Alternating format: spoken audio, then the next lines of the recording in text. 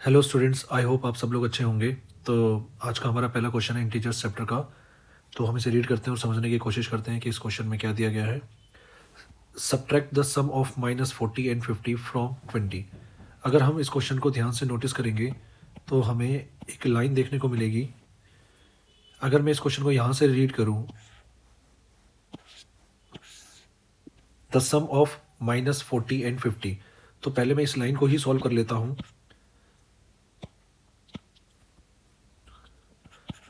The sum of -40 and 50, तो इसका मतलब ये है कि मुझे -40 और 50 को ऐड करना है। -40 जो हमारा नेगेटिव नंबर होता है उसे हमेशा हमें ब्रैकेट में लिखना चाहिए, +50 क्योंकि हमें सम करना है तो इसलिए मैंने ऐड लिख दिया है। तो ब्रैकेट के बाहर कल हमने एक रूल पढ़ा था, अगर ब्रैकेट के अंदर नेगेटिव है बाहर पॉजिटिव है तो ब्रैकेट होने के बाद नंबर नेगेटिव हो जाता है, -40 + 50।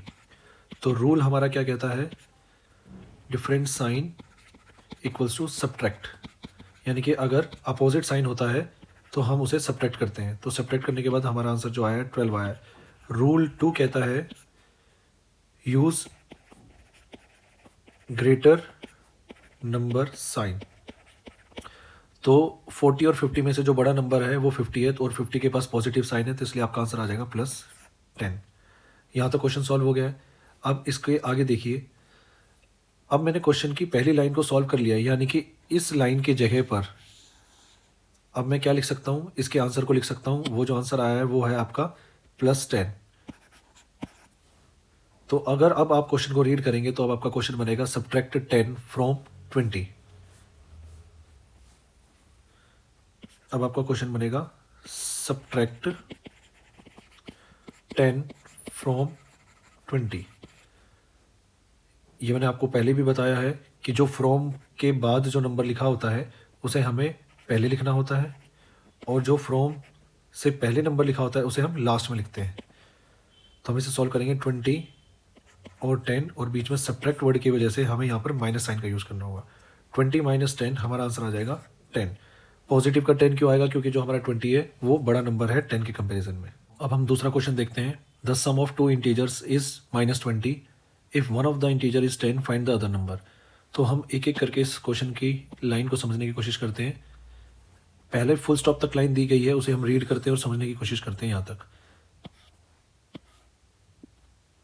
तो इस पहली लाइन में बोला गया है the sum of 2 integer is -20, यानी कि 2 इंटीजर को जोड़ने के बाद जो मेरा आंसर आएगा वो -20 आएगा।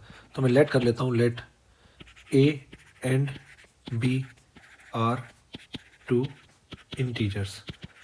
मैं मान लेता हूँ कि A और B 2 इंटीजर हैं, तो उन दोनों इंटीजर का मुझे क्या करना है, सम करना है। A + B equals to -20। ठीक है, यहाँ तक हो गया। अगली लाइन हम पढ़ते हैं, if one of the integer is 10, यानी कि जो मैंने 2 इंटीजर माने हैं, एक इंटीजर इसको माना है A और एक ये माना है, इन दोनों में से एक की वैल्यू जो है वो 10 है। तो इसमें आपकी मर्जी है कि आप किसी को भी 10 मान सकते हैं। तो मैं मान लेता हूँ कि आपका जो A है वो 10 होगा, प्लस B आपको पता नहीं है, इक्वल्स टू -20।